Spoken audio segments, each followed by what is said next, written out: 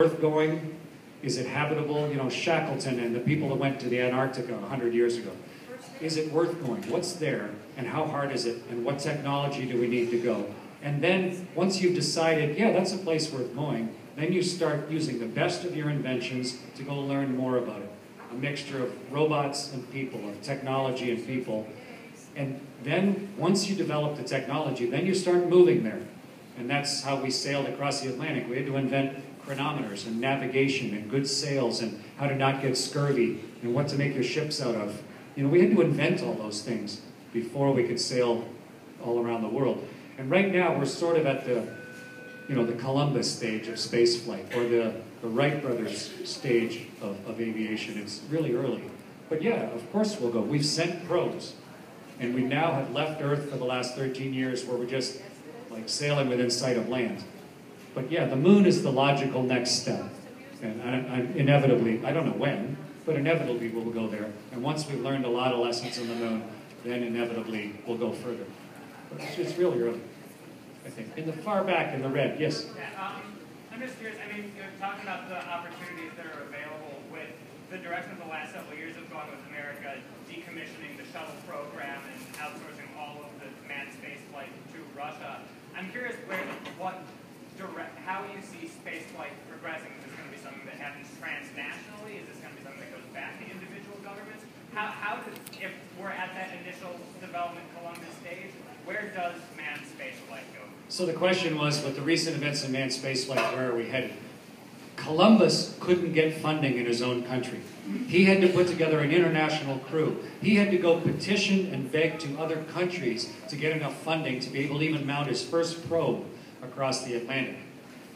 That's not much different. And people are all worried about the shuttle.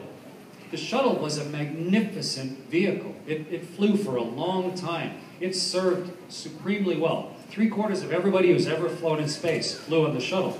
But the shuttle was also supremely complex and expensive and old. The vehicles are old, you know. Not many people are driving a 1979 Plymouth around anymore.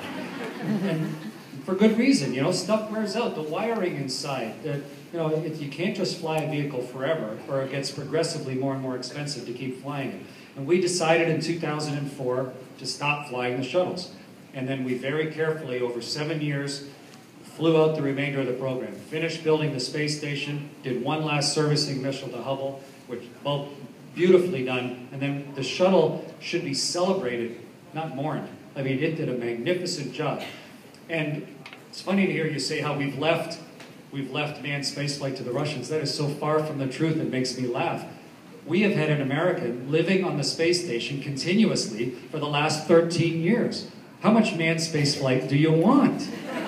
I mean, that's far better than we did in the 90s, or the 80s, or the 70s, or the 60s. We live in space, and we do it cooperatively. And we sent crews back to the space station by the Soyuz since the beginning. The shuttle wasn't a vehicle to take people up and back, it was a cargo ship.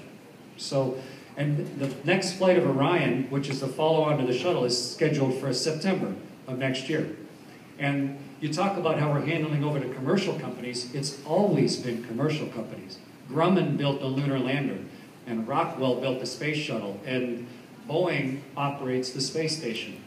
And so that just makes sense. And now there's some really clever people, Elon Musk being amongst them, who has built an unmanned vehicle that goes to the station and comes back and lands back on Earth again, that is scalable to take people. And maybe he'll be the next vehicle that will serve a space station, which would be great. And the Chinese have stated that they are going to the moon. That's their objective of their space program. So we should cooperate with them.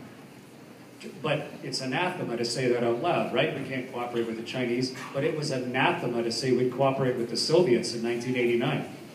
And by 1995, I was helping build the space station using Space Shuttle Atlantis.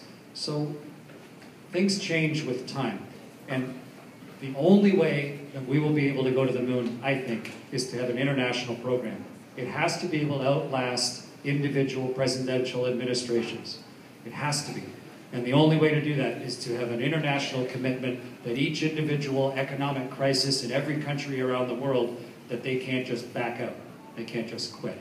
So I'm extremely optimistic about it. It goes in cycles. It always has. If you think it's bad now, you're just a poor student of history. Things are going fine, and we're extremely busy with it. I think maybe one more question, and then I need to go sign autographs here. So, yes, sir.